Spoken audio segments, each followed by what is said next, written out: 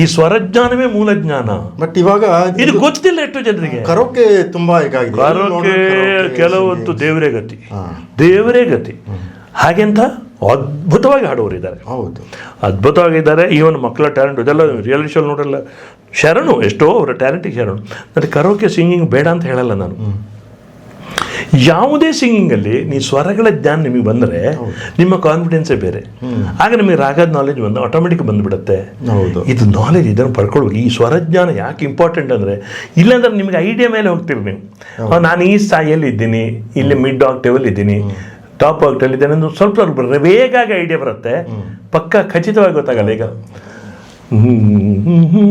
ತದರಿ ಇಂಥದ್ದು ಆಲಾಪ ರ ರ ರ ನಾ ಸ್ವರಗಳು ಹೇಳಿಗು ರಿಗ ರೀ ರಿಗ ಮರಿಗ ಸರಿ ಕರರ್ Prayag the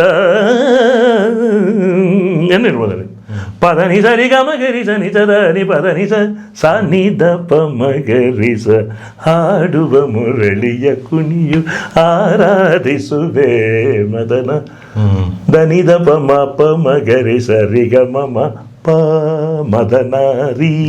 I am landing on ಪಾ ಪಾ ನಿನ್ನ ನೀನು ನೀ ಪಪ್ಪ ನೀ ಪಪ್ಪ. One who knows the notation can sing this in swaras. Exactly. ಎಲ್ಲರಿಗೂ ಇವರೆಲ್ಲ ಈವನ್ SP ಅವರು ಮೊದಲು ಕ್ಲಾಸಿಕಲ್ ಅಭ್ಯಾಸ ಮಾಡಿದ್ರು, ಆಮೇಲೆ ಸ್ವರಗಳೆಲ್ಲ ದೊಡ್ಡ ಶಿಕ್ಷಣ ಪಡ್ಕೊಂಡ್ರು. ಅವರು ಬಾಲಮುನಿ ಶಿಷ್ಯರಾದವರು.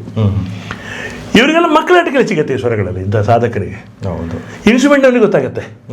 ಫ್ಲೂಟ್ ನುಡಿಸೋನು ಸ್ವರಗಳನ್ನು ನುಡಿಸ್ತಾರೆ. ಹೌದು, ನಾವು ಹಾಡುವವರು ಮಾತ್ರ ಆ ಸ್ವರಜ್ಞಾನ ತಿಳ್ಕೊಳ್ಬೇಕು. ಹೌದು.